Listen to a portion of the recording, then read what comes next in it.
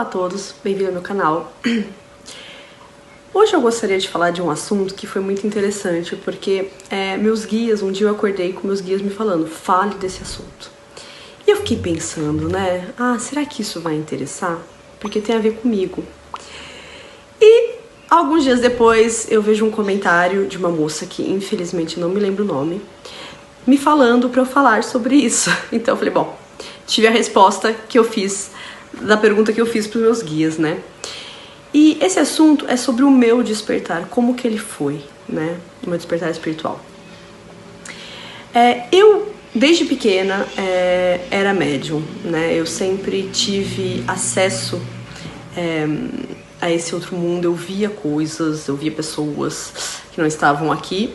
E isso me assustava muito, muito, muito, muito. E na época, minha avó paterna, que também tinha isso, também tinha muito medo. Então, também ela não soube me ajudar nesse sentido, né? Mas depois ela me ajudou tanto que recuperou todo o tempo. E eu, ao longo da minha infância, eu fui bloqueando tudo isso. Mesmo se eu sempre fui muito atraída desde pequena pra tudo que era bruxa. Eu tinha um monte de bruxinhas, eu tinha um monte de velas, eu tinha um monte de incenso que eu colocava pra queimar, eu lia a mão das minhas amiguinhas na escola, enfim, eu sempre fui muito ligada nisso, né? Com o passar do tempo, eu tive a minha noite escura da alma, um relacionamento abusivo, e que foi muito difícil. Quando eu me separei dessa pessoa, eu tive esse primeiro momento de uma tentativa de despertar. Porém, na época, eu associava muito o despertar espiritual com a religião. Hoje eu vejo qual o grande erro e por que justamente eu não consegui esse despertar, né? E eu era católica, tanto que eu me batizei adulta, né? Porque eu venho de uma família onde meus pais foram batizados, mas nenhum dos dois são praticantes e nem acreditam. E eu me tornei católica por causa da minha avó, das minhas avós, aliás. E quando eu tive esse primeiro despertar, eu não entendia o chamado, né? Eu não entendia o que eu devia fazer. Tanto que eu, num primeiro momento, a minha ideia foi me tornar freira. Porque se você tem um despertar espiritual e você é católica, enquanto mulher, era o que me restava fazer. E eu me lembro de amigas minhas, assim, falando, não faz isso, não sei o que, não é isso. E bom, no fundo eu sabia que não era isso, tanto que eu acabei não indo, mas eu cogitei muito seriamente essa opção na época, né? Eu tinha uns 24, 25 anos. Depois o tempo passou, conheci o pai dos meus filhos e foi no ano do início da pandemia, 2020, né? No começo do ano eu comecei a ver muito número 53, 53, toda hora que eu olhava era alguma coisa 53, o tempo todo. Lembro de chegar a comentar pro pai dos meus filhos, olha, tô preocupada, esse número não gostava muito de quando eu era mais nova e ele não para de aparecer pra mim. E um dia eu estava dormindo, quando acordo eu vejo uma sombra no meu quarto, mas que não me assustou em nenhum momento. Eu vi, olhei, aquela sombra sumiu e eu voltei a dormir tranquilamente, sem me preocupar com aquilo. Me foi vindo uma vontade muito grande de estudar novamente sobre esse lado, né? Uma coisa que eu não contei antes disso é que entre esse relacionamento abusivo e o encontro com o pai dos meus filhos, minha avó faleceu. Essa minha avó que era médium, né? E que tinha medo disso. E quando eu fui no hospital onde ela havia falecido, eu cheguei lá chorando muito, muito, muito. Na hora que eu estacionei o carro, eu senti a energia dela entrando no carro e ela começou a cantar pra mim a música que ela tinha feito pra mim. E era como se ela me dissesse, tá tudo ok, você não precisa ter medo, né? E foi a partir daí também que eu comecei a me abrir mais, porque em outras ocasiões ela apareceu novamente dessa mesma maneira pra mim, com a minha filha pequena, né? E minha filha começou a sorrir pro teto, a luz piscou, enfim, ela deixou claro que ela estava aqui e começou a cantar a música novamente.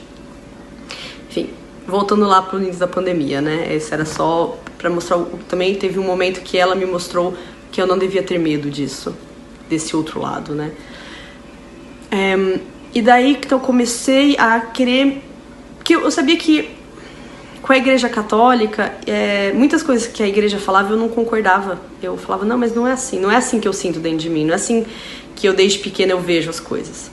E daí eu falei, bom, talvez eu precise ir pro espiritismo, né? E daí eu entrei em contato com um amigo, que eu sabia que a mãe era espírita, e ele me falou, leia o livro do Allan Kardec. Eu falei, boa ideia. Eu comprei, comecei a ler, já falava muito mais comigo, né? Conversava muito mais do que estava escrito naquele livro, vibrava muito. E foi quando eu descobri o percurso de chama gêmea, que eu descobri que eu estava no percurso de chama gêmea. E foi aí que eu comecei a seguir vários médiuns que eu gosto muito, franceses. E o que eles falavam vibrava muito em mim. Muito, muito, muito, muito. E no começo era engraçado que eu escutava o que eles falavam de chama gêmea, mas não queria ver os vídeos sobre a espiritualidade, né? Eu ainda tinha um certo receio. E eu comecei a conversar com meus guias. E eu comecei a pedir pra eles, falar assim, tá bom. Então, ok, né? E foi aí também que eu fiz a minha numerologia, que eu comecei a trabalhar com isso e que eu percebi que o meu caminho de vida é o número 7, né? Que tem a ver com a espiritualidade. Foi bom. Ok, entendi. Também foi nesse momento, esqueci, que eu fiz o curso que chama... O curso da professora Karina Rodrigues, que chama Propósito. E também só vinha mediunidade. Eu falei, ok, mediunidade é isso. Tem que ir nesse caminho. E eu falei para meus guias, falei assim, olha, então... Se esse é o meu caminho, eu aceito ir, porém, eu peço pra vocês fazerem de uma maneira que eu não tenha medo. Porque eu tive muito medo na infância e eu não quero ter medo. Então, vão pouco a pouco, por favor, comigo, né? E foi exatamente o que eles fizeram. Então, eu comecei a ver sincronicidades, a ter respostas, como a gente pode ter respostas aí no dia a dia de perguntas que a gente faz. Daí eu comecei a canalizar... e eu comecei, e foi interessante, porque assim, se há um tempo atrás me falassem que eu faria o que eu faço hoje, que é 90% do meu tempo de trabalho, acompanhando e fazendo confirmações de vínculos de chama gêmea. Eu falei, não, eu sou terapeuta, eu sou taróloga, várias coisas, mas não era eu não imaginava que eu ia pra esse caminho. E simplesmente eles foram me levando, porque também se você me perguntar muito como que eu cheguei aqui... a fazer exatamente isso que eu estou fazendo, foi porque eles me encaminharam, tá? Eles que me falaram, Júlia, fale das chamas gêmeas no YouTube em português. Foi eles que me falaram, Júlia, crie o grupo, né? E foram eles que foram me falando cada coisa, e foram me mostrando o caminho. E é por isso que eu falo, e é interessante também, porque quando eu tive a minha confirmação, o médium que me fez a confirmação falou assim, olha, Júlia, você tá no seu caminho, mas ainda não é só isso, tá? Não é só o magnetismo, não é só o tarô, tem mais coisa aí. Mas ele não quis me dizer. E daí quando eu passei de novo com ele, eu falei, olha, eu tô acompanhando chama gêmea. Ele falou assim, pois é. Então, e eu sei que ainda tem mais coisa, eu sei que eles vão ir me guiando. E é isso, eu espero que a minha história ajude vocês, tá? Eu faço muito acompanhamento de pessoas em despertar espiritual, chama gêmea ou não, tá? Pra entender o que acontece com os zumbidos, com essa dor de cabeça, tudo isso, com toda a questão também alimentar, que muda muito no despertar, enfim.